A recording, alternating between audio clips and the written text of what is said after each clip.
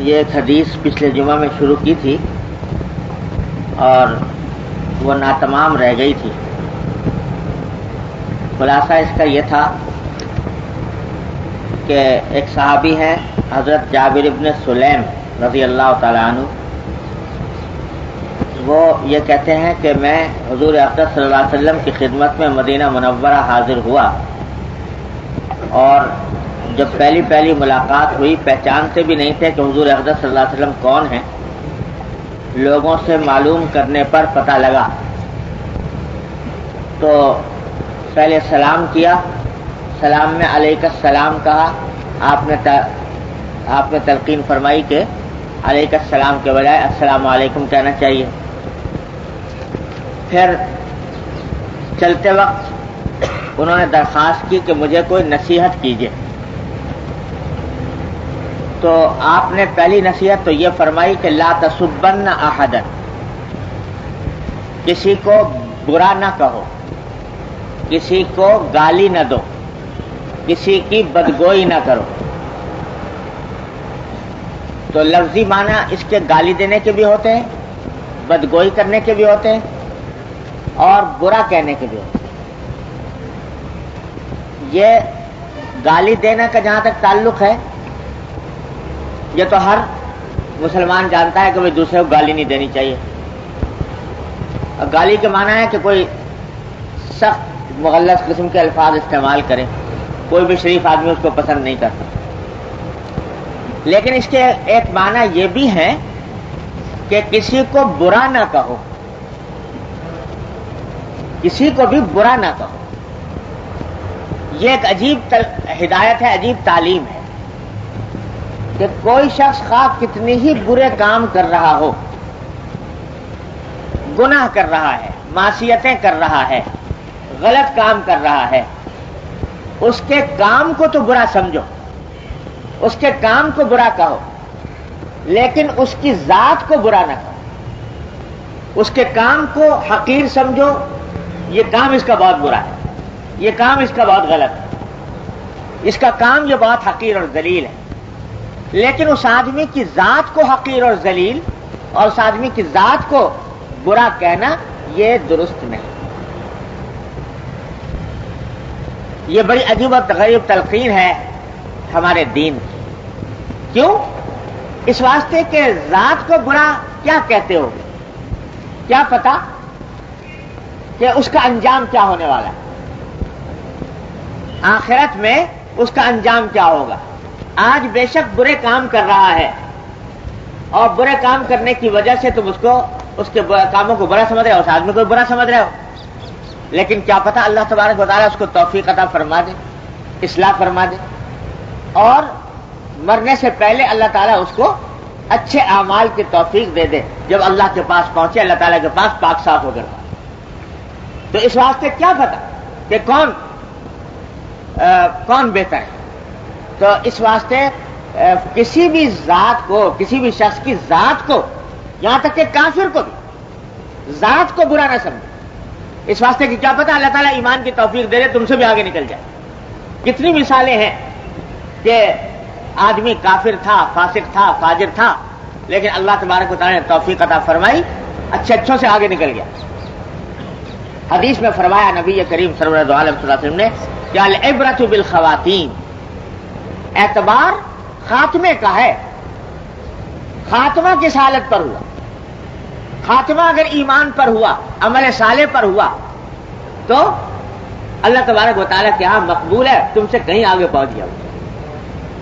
آپ کو واقعہ سنایا تھا شاید پہلے کہ نہیں، کہ غزوہ خیبر میں حضور اقدس صلی اللہ علیہ وسلم کے پاس ایک چرواہا آیا تھا، یہودیوں کا کہ بکریاں چرایا کرتا تھا، اور دیکھا کہ خیبر سے باہر قافلہ پڑا ہوا ہے مسلمانوں کا لشکر.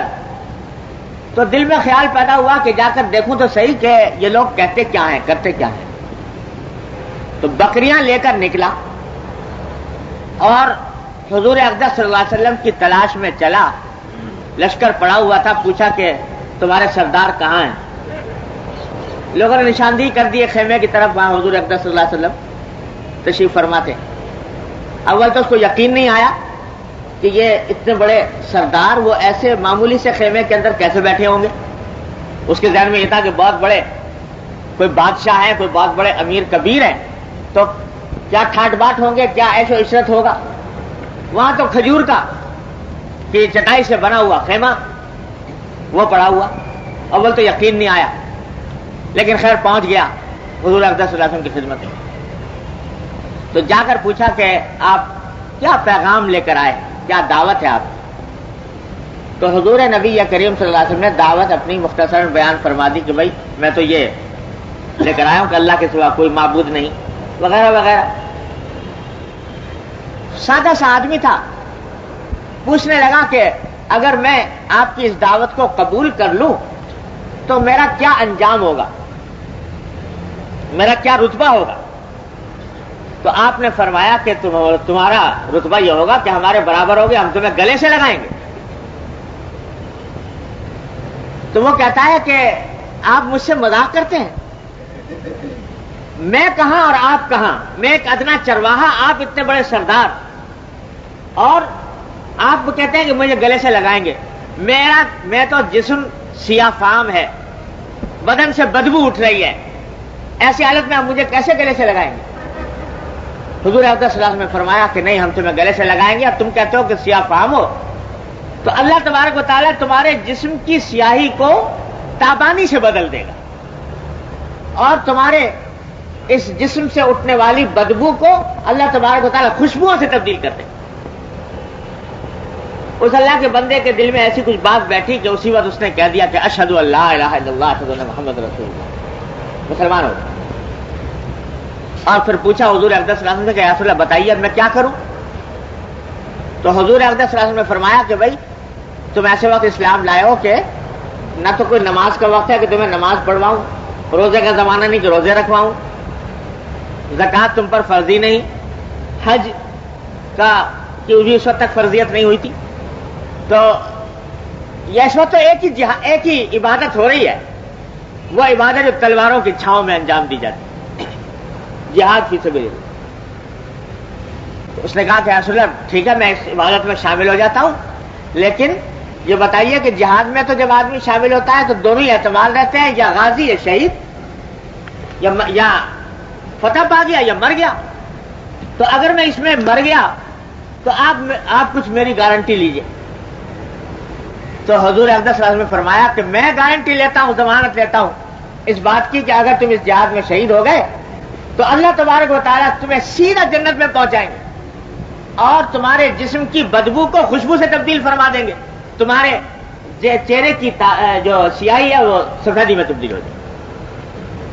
بس اس نے یہیں پر یہ واقعہ بھی آتا ہے کہ حضور نے فرمایا کہ لیکن پہلے جو بکریاں لے کر آئے ہو وہ بکریاں واپس کرو خیبر والوں کو, یہودیوں کو. اندازہ لگائیے کہ جن کے ساتھ لڑائی ہو رہی ہے, برسرے پیکار ہیں, جنگ ہو رہی ہے, محاصرہ کیا ہوا ہے, ان کا مال مال غنیمت ہے, لیکن چونکہ وہ چرواہا وہ معاہدے پر لے کر آیا تھا بکری, لہذا اس کو حکم دیا کہ پہلے بکریاں واپس کرو, اس کے بعد آ کر جہاد میں شامل.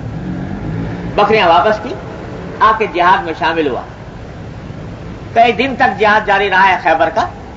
تو روایات میں آتا ہے کہ حضور اقدس صلی اللہ علیہ وسلم جب جنگ ختم ہو گئی تو آپ جائزہ لے رہے تھے لشکر کا, تو دیکھا کہ ایک جگہ صحابہ کرام کا جمگھٹا لگا ہوا ہے. قریب پہنچے تو پوچھا بھائی کیا بات ہے. تو لوگ کہنے لگے کہ صاحب یہاں پر جو لوگ اس جنگ میں کام آئے ہیں ان میں ایک ایسا آدمی نظر آ رہا ہے جس کو ہم میں سے کوئی پہچانتا نہیں. تو حضور نے فرمایا مجھے دکھاؤ. تو دیکھا تو حضور نے فرمایا کہ تم اس کو نہیں پہچانتے مگر میں پہچانتا ہوں. اور یہ وہ چرواہا ہے, اور یہ عجیب و غریب اللہ کا بندہ ہے کہ جس نے اللہ کے راستے میں ایک سجدہ نہیں کیا, اور میں گواہی دیتا ہوں کہ سیدھا اللہ تعالیٰ نے اس کو جنت الفردوس میں پہنچایا. اور میری آنکھیں دیکھ رہی ہیں کہ اللہ تبارک و تعالیٰ اس کو غسل دے رہے ہیں, اللہ تعالیٰ کے فرشتے اس کو غسل دے رہے ہیں, اور اس کا کی سیاہی سفیدی میں تبدیل ہو گئی ہے, اس کے جسم کی بدبو خوشبو میں تبدیل ہو گئی, خوشبو میں مہک رہا ہے. اور یہ وہ اللہ کا بندہ ہے کہ ایک سجدہ اللہ کے راستے میں نہیں کیا, ایک پیسہ اللہ کے راستے میں خرچ نہیں کیا لیکن سیدھا جنت میں پہنچا. تو دیکھو اگر کچھ عرصے پہلے موت آ جاتی تو سیدھا جہنم میں جانا تھا, اور اب موت آئی اس حالت میں کہ ایمان لا چکا, سرکار دو عالم صلی اللہ علیہ وسلم کا غلام بن چکا, تو اللہ تعالیٰ نے اتنا بڑا انقلاب پیدا فرمایا. تو العبرۃ بالخواتین, اعتبار خاتمے کا ہے. اسی واسطے بڑے بڑے بزرگ جو ہیں وہ لرزتے رہے, یہ دعا کرتے رہے کہ یا اللہ حسن خاتمہ عطا فرمائیے, حسن خاتمہ عطا فرمائیے, اللہ ایمان پر خاتمہ کرے.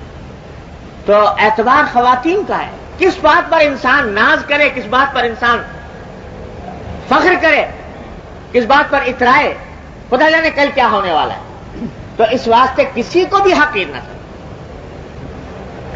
اللہ, ایک بزرگ کے بارے میں نے اپنے والد ماجد صلی اللہ علیہ وسلم سے سنا کہ ایک بزرگ تھے, اللہ والے بزرگ تھے. تو جیسے بزرگ سادے سیدھے رہتے ہیں تو لوگ مذاق اڑایا کرتے ہیں.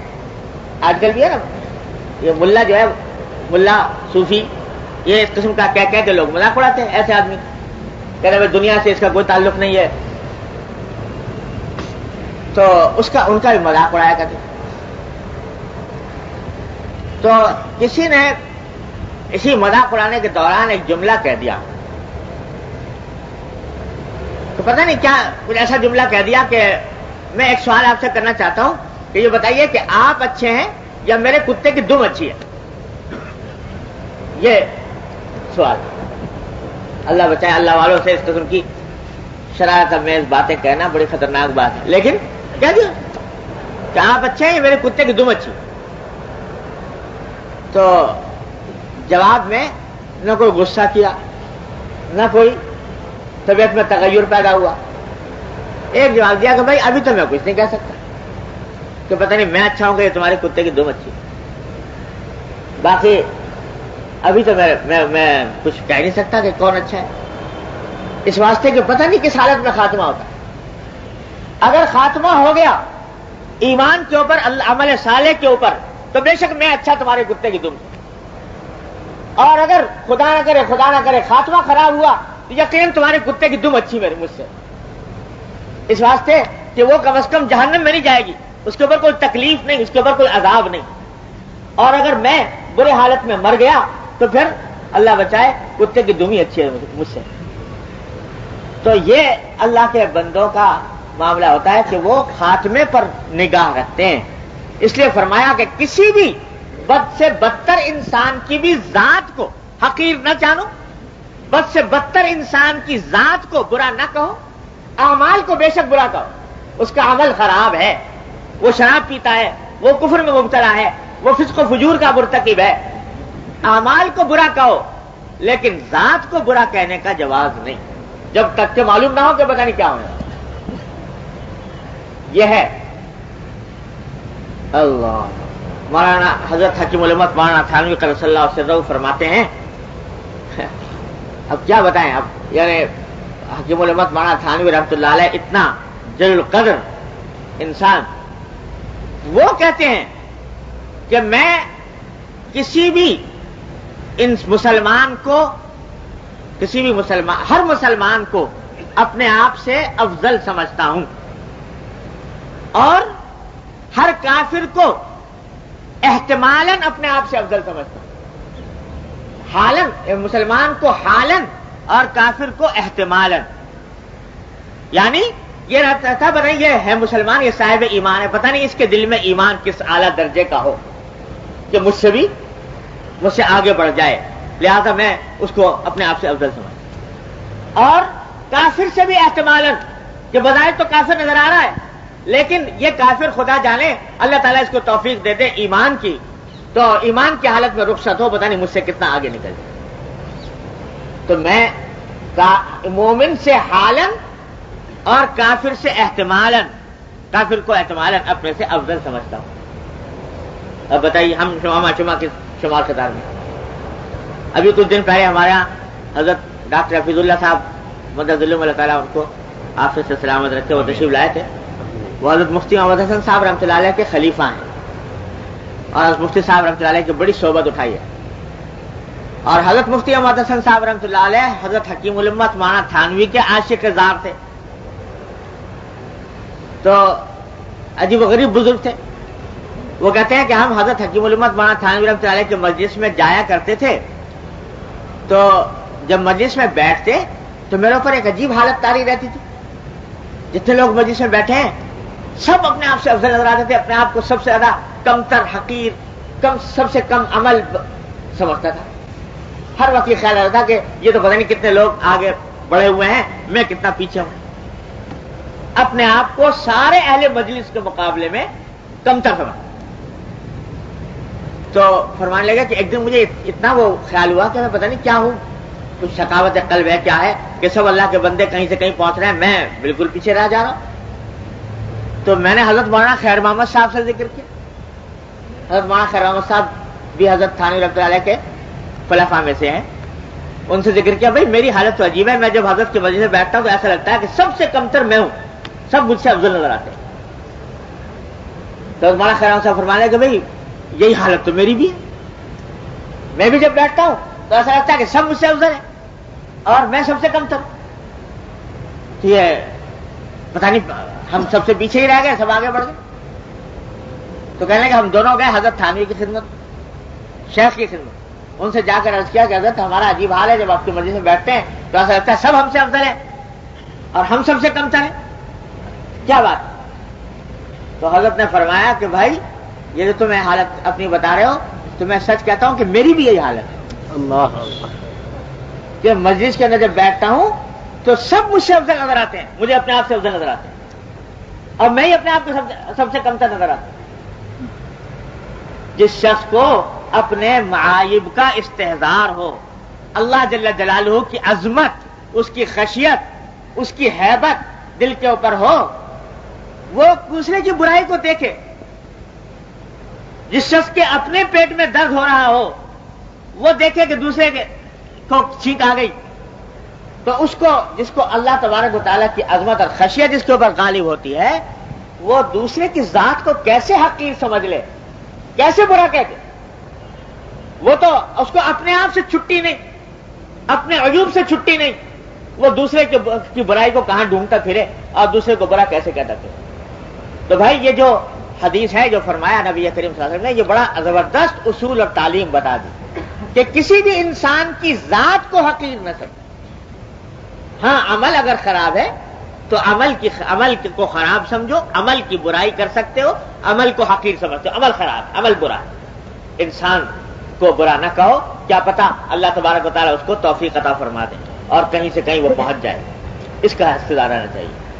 اور اپنی بڑائی کا تصور, یہ تو اللہ بچائے, یہ تو بہت ہی خراب بات کہ میں بڑا ہوں اس سے, اس واسطے کہ کیا پتا کل کو تمہارا کیا حال بنے. اس واسطے نہ اپنے کو بڑا سمجھو, نہ دوسرے کو حقیر سمجھو. لا تسبن احدا, کسی کو برا نہ کہو. یہ بھائی یہ سب دین ہے. آج ہم لوگ یہ دین کی یہ باتیں بھولا بیٹھے. عبادت, ذکر, تسبیح, یہ تو ہے کچھ ذہن میں اللہ کہ بھائی یہ دین کا حصہ ہے. باقی یہ کسی کے بارے میں جو منہ میں آیا بک گئے, کسی کے بارے میں جو لفظ زبان پر آ گیا کہہ گزرے. یاد رکھو کہ ایک ایک لفظ ریکارڈ ہو رہا ہے اللہ تبارک و تعالیٰ کی بارگاہ میں. ما یلفظ من قول الا لدیہ رقیب عتید. حضرت عبداللہ بن عمر رضی اللہ تعالیٰ عنہ ایک مجلس میں تھے, کسی نے حجاج بن یوسف کی برائی شروع کر دی. حجاج بن یوسف کو کون نہیں جانتا, مسلمان, مشہور ہے کہ ان کے ظلم و ستم بہت مشہور ہے. کتنے انسانوں کو بے گناہ قتل کیا, ظلم, تشدد, جبر, خدا جانے کیا کچھ مشہور ہے. ان کو برا کہنا شروع کر دیا. تو حضرت عبداللہ بن عمر رضی اللہ تعالیٰ نے فرمایا, اس آدمی سے خطاب کرتے ہیں, دیکھو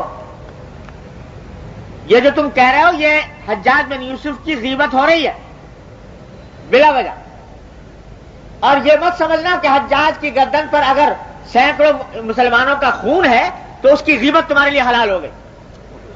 اگر اللہ تبارک و تعالیٰ اس سے سینکڑوں مسلمانوں کے خون کا بدلہ لے گا تو تم اگر اس کے خلاف اس کی غیبت کر رہے ہو, اس کی برائی کر رہے ہو, تو تم سے اس کا بھی مواخذہ ہوگا اللہ تبارک و تعالیٰ.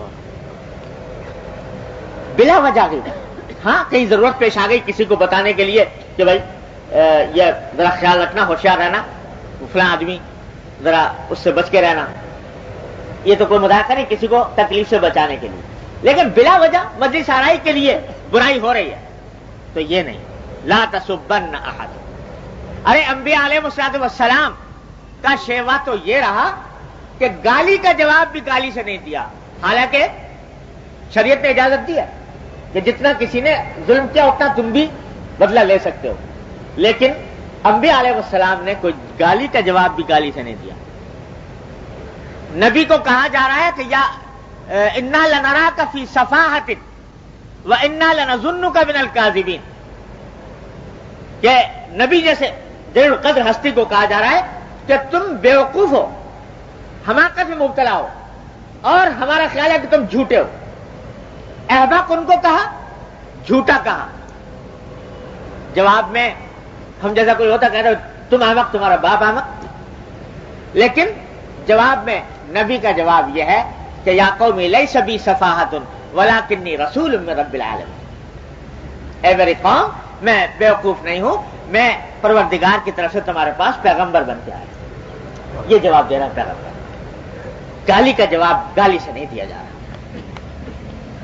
فرمایا کہ ہم لنراک فی ضلالۃ, ہم تو تمہیں گمراہ دیکھ رہے ہیں, ہمارا خیال ہے تم انتہائی گمراہی میں مبتلا ہو. نبی کا جواب یہ کہ یا قوم لیس بی ضلالۃ ولکنی رسول من رب العالمین. حضرت شاہ اسماعیل شہید رحمۃ اللہ علیہ, حضرت شاہ اسماعیل شہید رحمۃ اللہ علیہ کا نام سنا ہوگا آپ حضرات نے. اللہ اکبر. شہزادے شاہی خاندان کے فرد ہیں, لیکن اللہ نے دین کی طلب دی تھی, آگ لگی ہوئی تھی سینے میں دین کی بات پہنچانے کی. تو لوگ دشمن بھی ہو جاتے ہیں ایسے آدمی کے, بدعات اور شرک کے خلاف جہاد کیا تو ایسے آدمی کے دشمن بھی ہو جاتے ہیں. ایک دن جامع مسجد میں بیان فرما رہے ہیں, واز فرما رہے ہیں, تو کسی آدمی نے کھڑے ہو کر حضرت کو تکلیف پہنچانے کے لیے جملہ کہا کہ مولانا ہم نے سنا ہے کہ آپ حرام زادے ہیں. استغفر اللہ علیہ. اندازہ لگائیے, اتنا بڑا عالم جلیل الشان, اور صرف عالم ہی نہیں, ساری دنیا جانتی ہے کہ شاہی خاندان کے فرد ہیں, شہزادے ہیں, اور کہہ رہے ہیں یہ جملہ. انہیں مغلظ گالی کو ہے. کوئی اور ہوتا تو نہ جانے کتنا غصہ نکالتا اس کے اوپر, وہ نہ نکالتا تو اس کے حوالی موالی اس کی تکہ بوٹی کا ڈالتا. لیکن یہ پیغمبروں کے وارث ہیں. جواب میں فرمایا کہ بھائی آپ کو غلط اطلاع ملی, آپ کو غلط اطلاع ملی. میری والدہ کے نکاح کے گواہ تو اب بھی دلی میں موجود, میری والدہ کے نکاح کے گواہ تو اب بھی دلی میں موجود. یہ جواب دیا جا رہا ہے گالی کا. یہ ہے پیغمبرانہ اخلاق, یہ ہے پیغمبرانہ سیرت کہ گالی کا جواب بھی گالی نہیں دیا جا رہا کہ جائے کہ ابتدا میں انسان گالی کسی کو دے, ابتدا میں برا کہے. یہ ہے نصیحت. تو اب دیکھیے کہ حضور اقدس صلی اللہ علیہ وسلم نے ان صحابی کو جو پہلی ملاقات ہے, ابھی آپ نے دیکھا کہ حضور کو پہچانتے بھی نہیں تھے, پہلی ملاقات, اور پہلی ملاقات میں چلتے وقت نصیحت مانگی. کیا نصیحت؟ تو پہلی نصیحت یہ فرمائی کہ لا تسبن احد, کسی کو برا مت کہو, کسی کو گالی مت دو. چنانچہ وہ صحابی بھی پھر صحابی تھے, کہتے ہیں کہ جب حضور نے یہ نصیحت فرما دی, فما سببت بعدہ حرا ولا عبدا ولا بعیرا ولا شاتا, میں نے یہ نصیحت ایسے پلے باندھی کہ اس کے بعد کسی کو بھی کبھی برا نہیں کہا. آدمی تو درکنار, کہتے ہیں کہ میں نے کسی اونٹ اور بکری کو بھی برا نہیں کہا, اونٹ اور بکری کو بھی گالی نہیں. کہ حضور اقدس صلی اللہ علیہ وسلم یہ نصیحت فرما دی تھی, لہذا اونٹ اور بکری کے لیے بھی کوئی ثقیل کلمہ زبان سے نہیں نکلا. یہ تھے صحابہ کرام رضی اللہ تعالیٰ عنہ اجمعین, کہ جب کہا کہ نصیحت کیجئے تو جو جملہ فرما دیا پھر وہ نقش ہو گیا دل پر, ساری زندگی کا دستور العمل بن کہ اب یہ کلمہ نکل نہیں سکتا غلط نہ کلمہ. ایک تو نصیحت یہ فرمائی. دوسری نصیحت یہ فرمائی کہ ولا تحقرن من المعروف شیئا, کہ کسی نیکی کے کام کو حقیر ہرگز نہ سمجھنا. پچھلے جمعہ میں اس کی کچھ تفصیل عرض کر چکا ہوں کہ کتنے ہی نیکی کی معمولی سی بات ہو لیکن اس کو حقیر سمجھ کر نہ چھوڑو کہ معمولی بات ہے کیا فائدہ ہو جائے گا. ارے چھوٹی سی نیکی ہے لیکن کیا پتا تمہاری دنیا بدل دے. چھوٹی سی نیکی کی وجہ سے تمہاری زندگی میں انقلاب آ جائے اور اللہ تعالیٰ نکتہ نواز ہے, کیا پتا ہے کہ اسی کی بنا پر مغفرت ہو جائے تمہاری. اس لیے چھوٹی سے چھوٹی نیکی کو حقیر نہ سمجھو. اس کی تفصیل گزشتہ جمعہ میں عرض کر چکا ہوں. اسی کا ایک مقابل حصہ ہے کہ نیکی کو حقیر سمجھ کر چھوڑنا نہیں چاہیے اور گناہ کو حقیر سمجھ کر اختیار نہیں کرنا چاہیے. نیکی یہ سوچ کر نہ چھوڑے کہ چھوٹی سی نیکی ہے, کیا کون سا انقلاب آ جائے گا, کون سی مجھے جنت دلوا دے گی, اس وجہ سے نہ چھوڑے بلکہ کر گزرے. اللہ تعالیٰ اس کی برکت سے کیا پتا ہے کہ انقلاب پیدا کر ہی دے. اور گناہ خواہ کتنا ہی چھوٹا نظر آتا ہو لیکن اس کے چھوٹا ہونے کی وجہ سے اس گناہ کو کرو مت. یہ بھی بہت بڑا دھوکہ ہوتا ہے شیطان کا. ایک گناہ کرنے کا خیال آیا دل میں, بہت زیادہ تقاضا نہیں ہے, خیال آ گیا لیکن ساتھ میں خیال ہے بھائی گناہ ہے چھوڑ دو. عین وقت پہ شیطان بہکاتا ہے کہ میاں کیا تم کر رہے ہو کہ اتنے بڑے بڑے گناہ تو پہلے ہی کر رکھے ہیں, اگر یہ چھوٹا سا گناہ بھی کر لو گے تو کون سا قیامت آ جائے گی. تو اگر بچنا ہے تو بڑے گناہوں سے بچو, اس چھوٹے سے کیا بچ رہے ہو. شیطان یہ دل میں ڈالتا ہے اور کہتا ہے کر گزرو, تو وہ بھی کر گزرو, چھوٹا گناہ بھی کر گزرو. تو یاد رکھو کہ یہ چھوٹا گناہ جو ہے یہ معمولی سمجھ کر کرنے کے نتیجے میں وہی چھوٹا گناہ بڑا بن جاتا ہے. یہ جو تفریق ہے نا صغیرہ گناہ اور کبیرہ گناہ, یہ اس لیے نہیں ہے کہ صغیرہ ہے تو کر گزرو اور کبیرہ ہے تو بچنے کی کوشش کرو. گناہ دونوں ہیں, یہ چھوٹا وہ بڑا. بعض لوگ بڑی تحقیق میں پڑے رہتے ہیں کہ صاحب یہ عمل جو ہے یہ صغیرہ ہے یا کبیرہ ہے, پوچھتے رہتے ہیں کہ یہ گناہ صغیرہ ہے کہ کبیرہ ہے. تو مطلب یہ ہے کہ صغیرہ ہے تو کر لیں اور کبیرہ ہے تو ذرا کچھ بچنے کا کوئی کوشش کریں. تو حضرت حکیم علامہ مولانا تھانوی رحمۃ اللہ علیہ فرماتے ہیں کہ بھائی اس کی مثال ایسی ہے کہ جیسے آگ کا بڑا انگارہ چھوٹی سی چنگاری. تو کوئی پوچھے بھائی یہ چھوٹی چنگاری ہے کہ بڑا انگارہ ہے, جیسے بھائی چھوٹی چنگاری ہے تو اس چنگاری کو اٹھا کے اپنی سندوسی میں رکھ لو یا اپنے اس کپڑوں کی الماری میں رکھ لو. یہ چھوٹی چنگاری تو ہے لیکن وہی چنگاری تمہاری الماری کو پھونک ڈالے گی. وہ انگارہ جس طرح پھونک ڈالتا ہے اسی طرح چنگاری پھونک ڈالے گی. جیسے چھوٹا سانپ اور بڑا سانپ, تو گناہ صغیرہ ہو کہ کبیرہ ہو, ارے جب گناہ ہے یعنی اللہ جل جلالہ کی نافرمانی ہے تو پھر کیا صغیرہ اور کیا کبیرہ. تو اسی واسطے علماء نے فرمایا کہ صغیرہ گناہ کو چھوٹا سمجھ کر اگر آدمی کرے وہی صغیرہ کبیرہ بن جاتا ہے.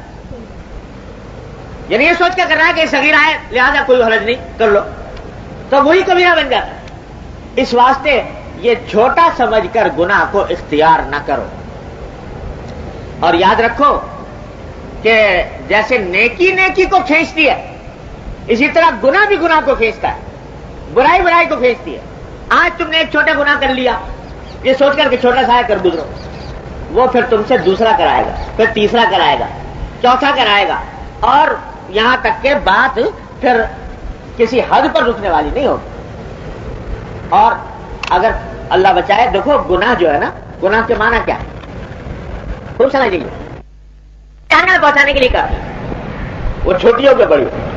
اس واسطے اگر کسی ایک گناہ پر بھی پکڑ ہو گئی اللہ تبارک و تعالیٰ کے ہاں تو بچت کا راستہ نہیں, اللہ بچائے. تو اس واسطے کسی گناہ کو چھوٹا سمجھ کر اختیار نہ کرو. اللہ تو یہ دوسری نصیحت فرمائی. تیسری نصیحت یہ فرمائی وَأَن تُكَلِّمَ أَخَاكَ وَأَنْتَ مُنبَسِطٌ إِلَيْهِ وَجْهُكَ إِنَّ ذَلِكَ مِنَ الْمَعْرُوفِ. تیسری نصیحت یہ فرمائی. اب آپ سنتے رہیے نصیحتیں حضور اقدس صلی اللہ علیہ وسلم, یہ نصیحتیں حضور اقدس صلی اللہ علیہ وسلم. تو تیسری نصیحت یہ فرمائی کہ اپنے بھائی سے بات کرو اس حالت میں کہ تمہارا چہرہ کھلا ہوا, جب دوسرے سے بات کرو بھائی سے تو کشادہ پیشانی سے بات کرو، خندہ پیشانی سے بات کرو، خندہ روئی سے بات کرو. کیوں؟ ان ذالک من المعروف، یہ بھی نیکی کا ایک حصہ ہے. جیسے کہ ایک حدیث میں فرمایا کہ اگر اپنے کسی بھائی سے بات کرتے ہو خوش خندہ پیشانی سے تو یہ بھی صدقہ ہے، یہ بھی صدقہ کے حکم ہے، اس پر بھی اجر ملتا ہے، اس پر بھی ثواب ملتا ہے. تو یہ حضور اقدس صلی اللہ علیہ وسلم کی سنت ہے، یہ بھی عظیم سنت ہے. حضرت جریر ابن عبداللہ رضی اللہ تعالیٰ عنہ فرماتے ہیں حضور اقدس صلی اللہ علیہ وسلم کے صحابہ کے خاص صحابہ کرام میں سے ہیں جن کو یوسف ہذی الامہ کہا جاتا ہے، بڑے حسین و جمیل تھے. تو وہ فرماتے ہیں کہ جب بھی حضور اقدس صلی اللہ علیہ وسلم پر میری نگاہ پڑتی کبھی مجھے یاد نہیں ہے کہ آپ نے تبسم نہ فرمایا. ہمیشہ جب بھی آپ کے اوپر نگاہ پڑتی آپ کا چہرہ مبارک پر تبسم آ جائے، آپ تبسم کے ساتھ مجھ سے ملاقات فرماتے تھے، کھلا ہوا چہرہ. یہ بھی سنت ہے حضور اقدس سرور دو عالم صلی اللہ علیہ وسلم. بعض لوگوں نے یہ سمجھا کہ جب دین کی طرف آدمی آیا تو خوش کھردرا، جیسے اس کو جو اس کے چہرے پر مسکراہٹ نہ آئے. خدا جانے یہ دین کا کہاں سے تصور لے لیا. حضور اقدس صلی اللہ علیہ وسلم کی سنت تو ہے یہ نہیں کہ آدمی اگر دین کی طرف آیا ہے تو اب وہ معلوم ہوا کہ صاحب وہ کاٹنے کو دوڑنے لگا، جب جو بھی ملا تو اسے وہ کاٹ کھا رہا ہے. تو یہ نہیں، چہرے پر تبسم نبی کریم صلی اللہ علیہ وسلم کے، اور اسی کو یہ آپ کی سنت. تو جس سے بھی ملو مسکراتے ہو، اور اس نقطۂ نظر سے کہ یہ حضور اقدس صلی اللہ علیہ وسلم کی سنت مبارکہ ہے. یہ نہیں بعض لوگ تبسم کے معاملے میں بخیل ہوتے ہیں. ہمارے حضرت فرمایا کرتے تھے کہ بعض لوگ کنجوس ہوتے ہیں مال کے، بعض لوگ تبسم کے کنجوس ہوتے ہیں کہ چہرے میں تبسم ہی نہیں آتا، مسکراہٹ ہی نہیں آتی. تو یہ بخل کیسا بھائی؟ یہ تو ایسی آسان نیکی ہے کہ جب بھی کسی مسلمان بھائی سے ملو تو متبسم چہرے کے ساتھ ملو، اس کا دل خوش کر دو. دل خوش کر دیا تو تمہارے نامہ اعمال میں اضافہ ہو گیا، نیکی لکھی گئی، صدقہ لکھا گیا. اور یہ حضور اقدس صلی اللہ علیہ وسلم ان کو نصیحت فرما رہے ہیں. حضرت آپ غور فرمائیے کہ پہلی ملاقات ہے، اس میں یہ نصیحتیں فرمائی جا رہی ہیں، اس میں یہ ساری باتیں بتائی جا رہی ہیں. عبادات وغیرہ تو معلوم ہے کہ سیکھ لیں گے، مسلمانوں کے درمیان جب رہیں گے سیکھ لیں گے، لیکن یہ خاص باتیں بتائی جا رہی ہیں. کسی کو برا نہ کہو، کسی نیکی کو حقیر نہ سمجھو، بھائی سے ملو تو ایسی طرح ملو کہ خوش خندہ پیشانی کے ساتھ. ان ذالک من المعروف. پھر اور فرمایا ورفع ازارک الی نصف الساق. اب یہ وہ باب سے متعلق جملہ یہ آیا کہ اپنے زیر جامہ کو، جو پاجامہ ہے یا تہبند ہے، اس کو آدھی پنڈلی تک رکھو. فَإِنْ أَبَيْتَ فَإِلَى الْكَعْبَيْنِ. اگر آدھی پنڈلی تک نہیں رکھ سکتے تو ٹخنوں تک رکھو. وَإِيَّاكَ وَإِسْبَالَ الْإِزَارِ. اور ٹخنوں سے نیچے لے جانے سے بچو. فَإِنَّهَا مِنَ الْمَخْيِلَةِ. اس واسطے کہ یہ تکبر کا حصہ ہے. صاف صاف حضور اقدس صلی اللہ علیہ وسلم نے بتا دیا. اور یہاں پر آپ ذرا دیکھ لیجئے کہ نصیحتیں جو فرمائی جا رہی ہیں پہلی ملاقات میں، اسی میں یہ بات فرمائی جا رہی ہے کہ یہ سب کام کرو، اور ساتھ ساتھ اپنے ازار کو، اپنے تہبند کو، اپنے پاجامے کو ٹخنوں سے نیچا نہ ہونے دو. اس واسطے کہ نیچا ہوگا تو یہ تکبر کی علامت ہے. یہ نہیں کہ تکبر ہو تو نیچا نہ کرو اور تکبر ہو نہ ہو تو کر لو، یہ نہیں فرمایا، بلکہ فرمایا کہ نیچا نہ کرو اس واسطے کہ یہ تکبر ہے. بعض لوگ کہہ رہے ہیں ہم تو تکبر کی وجہ سے نہیں کرتے، ہم تو یہ جو منع ہے، یہ تکبر کی وجہ سے منع ہے، ہم تو تکبر کی وجہ سے نہیں کرتے. یہ عجیب لوگ ہیں جن کو اس قدر اطمینان ہے اپنے اوپر متکبر نہ ہونے کا کہ کہتے ہیں کہ صاحب تکبر نہیں ہمارے اندر، تو ہم تو ویسے بغیر تکبر کے کر رہے ہیں. ارے حضور اقدس صلی اللہ علیہ وسلم نے تو کبھی ایسا کیا نہیں. تکبر سے بری، تکبر سے پاک اس روئے زمین پر اگر کوئی ذات ہو سکتی ہے تو محمد رسول اللہ صلی اللہ علیہ وسلم زیادہ نہیں ہو سکتی. لیکن آپ نے بھی یہ نہیں فرمایا کہ چونکہ میرے اندر تکبر نہیں ہے لہٰذا میں نیچے کر لیتا ہوں. ساری عمر کبھی نیچے نہیں فرمایا. تو اگر کسی کے لیے جائز ہوتا کہ وہ تکبر کی سے بچنے کے لیے وہ انسان اوپر نیچے کر لے تو اس خیال سے کہ میں تکبر سے بری ہوں، تو حضور اقدس صلی اللہ علیہ وسلم سے زیادہ کس کو ہو سکتا تھا؟ لیکن آپ نے کیا، تو اس لیے یہ خیال دن سے نکال دیں، بلکہ یہ نصیحت فرما رہے ہیں حضور کہ اگر بچو اس سے، اس لیے کہ تکبر کا حصہ وَإِنَّ اللَّهَ لَا يُحِبُّ الْبَخْيَلَ، اور اللہ تعالیٰ تکبر کو پسند نہیں۔ یہ مخیلہ تکبر سے زیادہ اس کا صحیح ترجمہ ہے خود پسندی، اپنے کو اچھا سمجھنا، دوسرے کے مقابلے میں اپنے آپ کو اچھا سمجھنا، میرے اندر بڑے کمالات ہیں، بڑے اوصاف ہیں، اپنے آپ کو بڑا کچھ سمجھ رہا ہے، یہ اللہ تبارک و تعالیٰ کو پسند نہیں۔ وہاں تو مقبول ہے شکستگی، عاجزی، درماندگی۔ اللہ کے سامنے جتنا بھی شکستہ ہوگے، تواضع کرو گے، درماندہ ہوگے، اتنا ہی اللہ تبارک و تعالیٰ کے یہاں مقبول ہوگے، اور جہاں بڑائی آ گئی، خود پسندی آ گئی، تو وہ اللہ تبارک و تعالیٰ کو پسند نہیں۔ اور اگلا جملہ ارشاد فرمایا وَإِنِ امْرُؤٌ شَتَمَكَ وَعَيَّرَكَ بِمَا يَعْلَمُ فِيكَ فَلَا تُعَيِّرْهُ بِمَا تَعْلَمُ فِيهِ فَإِنَّمَا وَبَالُ ذَلِكَ عَلَيْهِ۔ کیا نصیحتیں فرما گئے نبی کریم صلی اللہ علیہ وسلم؟ فرماتے ہیں کہ ایک اور نصیحت سن لو کہ اگر کوئی انسان تمہیں گالی دے، پھر لوٹے اسی مضمون کی طرف، اگر کوئی انسان تم کو گالی دے یا تم پر عیب لگائے، عیب آر دلائے تم کو کسی ایسے عیب کی وجہ سے جو واقعی تمہارے اندر ہے،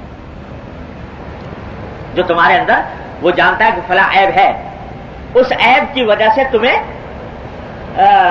عیب لگا رہا ہے، آر دلا رہا ہے، تمہارے اندر فلاں عیب ہے، برا بھلا کہہ رہا ہے، گالی دے رہا ہے، تو فرمایا فلا تعیرہ بما تعلم فیہ، اس کے بدلے میں اس کے جس عیب کو تم جانتے ہو اس کی وجہ سے اس کو آر نہ دلاؤ۔ بدلے میں گالی کے بدلے میں گالی نہ دو، آر دلانے کے بدلے میں اس کو آر نہ دلاؤ۔ کیوں؟ فإنما وبال ذلك علیہ، کیونکہ تمہیں جو گالی دی یا تمہیں جو آر دلائی اس کا وبال اس کے اوپر ہے، اس کا مواخذہ اس سے ہوگا۔ تم بدلہ لے لو گے تو بدلہ لینے سے کوئی حاصل تمہارا نہیں، کوئی فائدہ نہیں، کیا فائدہ ہے؟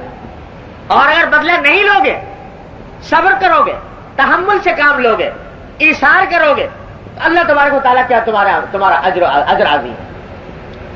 ایک شخص نے تمہیں کہا بیوقوف ہو، تم نے جواب میں کہا تم ہو بیوقوف، تو چلو بدلہ لے لیا، کوئی ناجائز کام تو نہ ہوا، لیکن فائدہ کیا ملا بھائی؟ تم نے اس کو بیوقوف کہہ دیا تو کیا دنیا آخرت کا کیا فائدہ حاصل ہوا؟ اور اگر خاموش ہو گئے کہ اس نے کہا بیوقوف، تم خاموش ہو گئے، دل میں کڑن پیدا ہوئی، دل میں اونٹن ہوئی، دل میں غصہ بھی آیا، ضبط کر گئے، صبر کیا، تو کیا ہوا؟ اللہ تعالیٰ فرماتے ہیں انما یوفی الصابرون اجرہم بغیر حساب۔ اللہ تبارک و تعالیٰ صبر کرنے والوں کو ان کا حساب، ان کا اجر بے حساب دیتے ہیں۔ تو ایک ذرا سی زبان کو روک کر اور اپنے نفس پر قابو پا کر تم نے بے حساب اجر کما لیا، اور آج پتہ نہیں لگ رہا، جب قبر میں پہنچو گے، جب اللہ تبارک و تعالیٰ کے حضور حاضر ہوگے، اس وقت پتہ لگے گا کہ یہ زبان کو روک لینے سے اور ذرا سا خاموش رہ جانے سے کتنا عظیم فائدہ حاصل ہوا۔ تو بتاؤ یہ فائدہ زیادہ قابل قدر ہے یا یہ کہ تم نے اپنا بدلہ لے لیا، دل کی بھڑاس نکال لی، کہہ دیا تم بیوقوف؟ تو حضور اقدس صلی اللہ علیہ وسلم نے یہ تلقین فرمائی کہ گالی کا جواب گالی، اگرچہ یعنی حق ہے، قرآن کہتا ہے جتنی کوئی ظلم کرے اتنا ہی تم بھی کر سکتے ہو اس کے اوپر، لیکن حق ہے، لیکن حق کو استعمال کرنا سے بہتر یہ ہے کہ معاف کر، وَلَمَنْ صَبَرَ وَغَفَرَ إِنَّ ذَلِكَ مِنْ عَزْمِ الْأُمُورِ، جو صبر کرے اور معاف کر دے تو یہ بڑے عزائم امور میں سے ہے۔ اور فرمایا کہ ادفع باللتی ہی احسن السیئہ، کسی نے تمہارے ساتھ برائی کی ہے تم اس کا مقابلہ اچھائی سے کرو، برائی کا مطلب برائی سے دینے کے بجائے اچھائی سے مقابلہ کرو۔ تو فرمایا فَإِذَا الَّذِي بَيْنَكَ وَبَيْنَهُ عَدَاوَةٌ كَأَنَّهُ وَلِيٌّ حَمِيمٌ، تو جس کے ساتھ تمہاری دشمنی تھی وہ تمہارا عین بہت جگری دوست ہو جائے گا۔ لیکن ساتھ فرما دی وَمَا يُلَقَّاهَا إِلَّا الَّذِينَ صَبَرُوا، یہ کام اسی کا ہے جس نے اپنے آپ کو صبر کی عادت ڈالی ہو. وما یلقاها الا ذو حظ عظیم. مگر اور یہ بہت ہی خوش قسمت آدمی کا کام ہے کہ یہ کام کرے کہ برائی کا بدلہ اچھائی سے دے. کتنی تعریف فرمائی حضور اللہ تعالیٰ نے. وما یلقاها الا الذین صبروا وما یلقاها الا ذو حظ عظیم. تو یہ عادت ڈال. کیا ہے میاں بدلہ لیا نہ لیا؟ اگر لے لیا تو کیا, لیکن نہ لیا اور اللہ تبارک و تعالیٰ کے لیے معاف کر دیا تو دیکھو کہ اللہ تعالیٰ پتہ نہیں, حدیث میں آتا ہے کہ نبی کریم صلی اللہ علیہ وسلم نے فرمایا کہ جب دوسرے کو جو معاف کر دے تو میں اس دن اس کو معاف کروں گا جس دن اس کو معافی کی سب سے زیادہ ضرورت ہوگی. سب سے زیادہ ضرورت تم کو آخرت میں ہوگی معافی کی, اس دن میں اس کو معاف کر دوں گا کہ میرے بندے کو اس نے معاف کر دیا تو میں اس کو معاف کر دوں. تو فلا تعجلوا بما تعلموا فيه انما وبال ذلك عليكم. بھائی یہ سب نصیحتیں, یہ سب سنتیں ہیں نبی کریم سرورت عالم صلی اللہ علیہ وسلم. سنتیں صرف ظواہر کے حد تک محدود نہیں ہیں, یہ سب سنتیں ہیں نبی کریم صلی اللہ علیہ وسلم کہ اللہ تعالی ہم سب کو ان سنتوں پر عمل کرنے کی توفیق عطا فرمائے. یہ ساری نصیحتیں ضروری نصیحتیں زندگی میں اپنا لیں, جھگڑے ختم ہو جائیں, عداوتیں مٹ جائیں, فتنہ ختم ہو جائیں. حضور اقدس صلی اللہ علیہ وسلم کے ان اشارات پہ عمل کریں. اللہ. ایک اور حدیث پڑھ لیتے ہیں. حضرت قیس ابن بشر تغلبی فرماتے ہیں کہ میرے والد حضرت ابو الدرداء رضی اللہ تعالیٰ عنہ کے مجلس میں بیٹھا کرتے تھے. ابو الدرداء رضی اللہ تعالیٰ عنہ مشہور صحابی ہیں اور یہ وہ صحابی ہیں جن کو حضور اقدس صلی اللہ علیہ وسلم نے خطاب دیا تھا حکیم هذه الامہ. حکیم الامہ کا خطاب حضور اقدس صلی اللہ علیہ وسلم نے ابو الدرداء رضی اللہ عنہ کو دیا. یہ حکیم ہیں اس امت کے, اتنا بڑا جس کو حضور فرماتے ہیں حکیم الامہ, اندازہ لگائیے. تو وہ دمشق میں رہتے تھے. تو وہاں ایک اور صحابی رہتے تھے, ان کا نام تھا سہل بن حنظلیہ رضی اللہ تعالی. یہ سہل بن حنظلیہ جو صحابی تھے یہ بڑے گوشہ نشین قسم کے بزرگ تھے. لوگوں کے پاس زیادہ آنا جانا نہیں, ملنا جلنا نہیں, بس نماز کو آئے, مسجد میں اپنی نماز پڑھی, جا کر اپنا ذکر تسبیح مشغول ہو گئے, زیادہ لوگوں سے ملتے جلتے بھی نہیں تھے. تو کہتے ہیں کہ ایک دن ہم بیٹھے ہوئے تھے حضرت ابو الدرداء کے پاس, تو یہ پاس سے گزرے حضرت سہل بن حنظلیہ. تو حضرت ابو الدرداء نے ان سے خطاب کر کے کہا کہ کلمۃ تنفعنا ولا تضر, کہ ہمیں ایک ایسا کچھ کلمہ سنا دیجئے جس سے ہمیں فائدہ پہنچے. آپ کو تو کوئی نقصان ہوگا نہیں, ایک کلمہ اگر آپ ہمیں سنا دیں گے تو نصیحت کی کوئی بات ہمیں کہہ دیں گے تو آپ کو تو کوئی نقصان نہیں ہوگا, ہمارا نفع ہو جائے گا. اب ذرا اندازہ لگائیے کہ ابو الدرداء وہ صحابی جن کو حضور نے حکیم الامہ فرمایا, اور حضور اقدس صلی اللہ علیہ وسلم کی کتنی احادیث کے امین اور راوی, لیکن ایک غیر معروف سے صحابی ہیں سہل بن حنظلیہ, وہ پاس سے گزر رہے ہیں تو ان سے کہہ رہے ہیں کہ ذرا ہمیں کوئی نصیحت کی بات سنا دی. ہمارے میرے والد ماجد صلی اللہ علیہ وسلم فرمایا کرتے تھے کہ بھائی یہ نصیحت بھی عجیب چیز ہے, یہ کسی اللہ والے سے جو بھی ملے, اللہ والے کیا کسی بھی عام مسلمان سے بھی نصیحت لے لیا کرو, اس واسطے کہ یہ مت دیکھو کہ وہ بڑا ہے کہ چھوٹا ہے, کیا پتا اللہ تبارک و تعالیٰ اس کی زبان پر ایسی نصیحت جاری فرما دے جو تمہارے لیے تمہارے دل پہ اثر انداز ہو جائے, تمہاری زندگی بدل. اور میں نے اپنے والد سے براہ راست سنا, فرماتے تھے کہ میں کبھی جا رہا ہوتا ہوں راستے میں, تو کوئی جلسہ ہو رہا ہوتا ہے, جیسے جلسے سیرت ویرت کے ہوتے رہتے ہیں, تو کوئی واز کہہ رہا ہوتا ہے جلسے میں, پتہ ہی نہیں کون ہے. فرماتے تھے کہ میں تھوڑی دیر ضرور کھڑے ہو کے سن لیتا ہوں اس کی بات, اس خیال سے, اس نیت سے کہ شاید اس کی زبان پر کوئی کلمہ اللہ تعالیٰ ایسا جاری فرما دے جو میرے لیے فائدہ مند ہو جائے. اب اندازہ لگائیے, مفتی اعظم پاکستان اور اتنے بڑے عالم جن کے پاس ساری دنیا نصیحت لینے کے لیے آتی ہے, ایک عام آدمی واز کہہ رہا ہے, اس کے پاس کھڑے ہو کے کہتے ہیں سن لیتا ہوں تھوڑی دیر کے لیے, کہ تاکہ ہو سکتا ہے کہ کہیں اللہ تعالیٰ اس کے بدولت مجھے کوئی اچھی بات سنوا دے, میری زندگی پر اثر انداز ہو جائے. تو یہ جس کو اللہ تبارک و تعالیٰ کے ساتھ محبت ہوتی ہے, آخرت کی فکر ہوتی ہے, وہ اپنے آپ کو بڑا سمجھتا ہی نہیں, وہ ہر ایک کو اپنے آپ سے بڑا سمجھتا ہے. تو ابو الدرداء ان صحابی سے کہہ رہے ہیں کہ ہمیں ایسا نصیحت سنائیے جو آپ کو ہمیں فائدہ پہنچا ہے، آپ کو نقصان نہیں پہنچے گا. تو انہوں نے بھی فوراً ایک حدیث سنا دی، ایک واقعہ سنا دیا. واقعہ یہ سنایا کہ حضور اقدس صلی اللہ علیہ وسلم نے ایک سریہ بھیجا تھا جہاد میں. تو وہاں سے جب لوگ واپس آئے تو ان میں سے 2 آدمی حضور کی مجلس میں بیٹھے ہوئے تھے.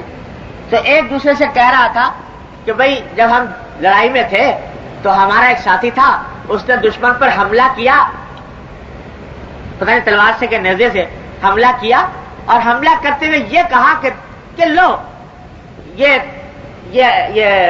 لے لو، میں بھی غفار کے قبیلے کا ہوں. یعنی اپنی بہادری کا ایک اظہار کرتے ہوئے کہ غفار کے قبیلے کے لوگ بہادر ہوتے ہیں، تو میں بھی غفار کے قبیلے کا ہوں، مجھ سے لے لو یہ وار. تو گویا اس وقت وار کرتے ہوئے اپنے قبیلے پر، اس کی بہادری پر فخر کیا. تو آپس میں باتیں کر رہے تھے کہ بھئی تمہارا کیا خیال ہے، اس نے جو یہ کلمہ کہا، یہ کلمہ ٹھیک کہا کہ غلط کہا، اچھا کیا کہ برا کیا؟ دوسرے نے کہا بھئی یہ تو بڑا غلط کام کیا اس نے، اس سے تو اس کا جہاد کا اجر ختم ہو جائے گا. کیونکہ جہاد تو وہ ہے جو اللہ کے لیے خالصتاً ہو، اپنی بہادری دکھانے کے لیے تو نہیں ہونا چاہیے، اور اپنے قبیلے کی بہادری کا اعلان کرنے کے لیے. تو یہ باتیں آپس میں ہو رہی تھی. انہوں نے کہا بھئی حضور سے پوچھ لو کہ یہ جو اس نے کہا تو واقعی برا کیا کہ اچھا کیا؟ تو حضور اقدس صلی اللہ علیہ وسلم سے پوچھا کہ حضرت ایسا ہوا تو جس شخص نے یہ کہا اس کا ثواب جہاد کا ختم ہو گیا کہ نہیں ہو گیا؟ تو حضور اقدس صلی اللہ علیہ وسلم نے فرمایا کہ لا باس، کہ نہیں بھائی ایسے کہنے میں کوئی حرج نہیں. اس نے اگر کہا، اور پھر جملہ فرمایا کہ لا باس ان یؤجر و یحمد، بھائی اس میں کیا حرج ہے کہ ایک مومن کو اجر بھی ملے آخرت میں اور اس کی تعریف بھی ہو. اگر اللہ تبارک و تعالیٰ اخلاص کے ساتھ ایک عمل کیا اس پر آخرت میں اجر تو ملے گا ہی، لیکن اگر تعریف بھی ہو گئی تو کوئی حرج نہیں دنیا کے اندر، یہ بھی اس سے اس کا اجر ختم نہیں ہوتا. یہ غلط فہمی حضور اقدس صلی اللہ علیہ وسلم نے دور فرما دی جو بعض لوگوں کے دل میں ہوتی ہے کہ اگر کسی عمل کی بنا پر کسی نے تعریف کر دی تو سمجھتے ہیں کہ اجر باطل ہو گیا. نہیں، اگر تم نے عمل اللہ کے لیے کیا تھا، اخلاص کے ساتھ کیا تھا، تو اگر کسی نے تعریف کر دی تو یہ اللہ تعالیٰ کی طرف سے اور انعام ہے. ہاں اس تعریف سے پھولنا نہیں چاہیے، تکبر میں مبتلا نہیں ہونا چاہیے، بلکہ اس کے اوپر شکر ادا کر دے کہ اللہ تعالیٰ کا فضل و کرم ہے کہ میرا اچھا حال اس کے اوپر ظاہر فرمایا اور اس بندے کے زبان پہ بڑی تعریف جاری ہو گئی. تو اس واسطے اس کے اوپر تکبر سے کام نہیں لینا چاہیے. پھر کہتے ہیں کہ اگلے دن پھر ایسا ہی ہوا، ہم بیٹھے ہوئے تھے حضرت ابو الدرداء کے پاس، تو پھر وہ گزرے حسائب ابی حنظلیہ. تو حضرت ابو الدرداء نے پھر کہا کہ کلمتن تنفعنا ولا تضر، کہ ایک کلمہ اور سنا دیجیے، کل ایک سنایا تھا، ایک سنا دیجیے جس سے ہمیں فائدہ پہنچے. تو انہوں نے سنایا کہ المنفق علی الخیل کالباسط یدہ بالصدقۃ لا یقبضها. تو حضور اقدس صلی اللہ علیہ وسلم نے فرمایا کہ جو شخص جہاد کے گھوڑوں پر پیسے خرچ کرے تو اس کی مثال اس شخص کی سی ہے جس کا ہاتھ ہر وقت صدقے کے لیے کھلا ہوا ہو. یعنی جہاد کے کسی کام میں بھی آدمی پیسے خرچ کرے تو ایسا ہے جیسے ہر وقت صدقہ دے رہا ہو مسلسل، اتنا ثواب اس کے اوپر ملتا ہے. اچھا مجھے تھوڑی سی بات رہ گئی ہے، ختم کرتے ہیں. پھر تیسرے دن کہتے ہیں گزرے تو حضرت ابو الدرداء نے پھر پوچھا کہ کلمتن تنفعنا ولا تضر، کہ ایک اور مجھے ہمیں کلمہ سنا دیجیے جس سے ہمیں فائدہ پہنچے، آپ کو نقصان نہ ہو. تو انہوں نے کہا کہ حضور اقدس صلی اللہ علیہ وسلم نے ایک صحابی تھے، ان کا نام خریم اسدی تھا. تو ایک دن ان کا ذکر آیا تو آپ نے فرمایا کہ بھئی خریم اسدی بڑا اچھا آدمی ہے، اگر اس کے بال لمبے نہ ہوتے اور اس کا ازار ٹخنوں سے نیچے نہ ہوتا. یہ 2 جملے فرما دیے، اگر بال لمبے نہ ہوتے اور ازار ٹخنے سے نیچے نہ ہوتا تو بڑا اچھا تھا. کسی نے یہ جملہ پہنچا دیا حضرت خریم اسدی رضی اللہ تعالیٰ عنہ. اصل میں حضور کا مقصد ہی یہ تھا کہ پہنچا دیا جائے، پہنچا دیا. تو ان کو اطلاع ملی کہ حضور نے یہ فرمایا کہ اچھا آدمی ہے، مگر یہ 2 باتیں ہیں. ایک تو بال لمبے ہیں، بال ان کے لمبے تھے ایسے کہ جو شانوں سے بھی نیچے لٹکے ہوئے تھے، اس میں عورتوں کی مشابہت ہوتی ہے تو اس لیے منع ہے. انہوں نے کہتے ہیں کہ جو ہی یہ بات سنی تو فوراً چھری منگائی اور اس سے اپنے بال کٹوا کر کانوں کے برابر تک کر لیے اور اپنا جو ازار ہے اس کو ہمیشہ کے لیے 2 ٹخنوں سے اوپر کر لیا، فوراً عمل کرنے. چوتھے دن پھر حضرت ابو الدرداء نے ان سے کہا کہ آپ ہمیں کوئی نصیحت سنائیے. تو آپ نے اس وقت سنایا کہ حضور اقدس صلی اللہ علیہ وسلم نے فرمایا کہ تم اپنے گھروں کو بھی ٹھیک رکھو, اپنے لباس کو بھی ٹھیک رکھو. یعنی گھروں کو بھی ایسا رکھو کہ جو اللہ تعالیٰ نے نعمت عطا فرمائی ہے اس نعمت کا کچھ اظہار ہو. یہ نہیں ہے کہ ہے تو دولت مند آدمی فقیر بنا پھر رہا ہے. اور لباس کو بھی اچھا رکھو, یہ نصیحت فرمائی. بس بھائی اب وقت ختم ہو رہا ہے, دعا فرما لیجیے. اللہ تعالیٰ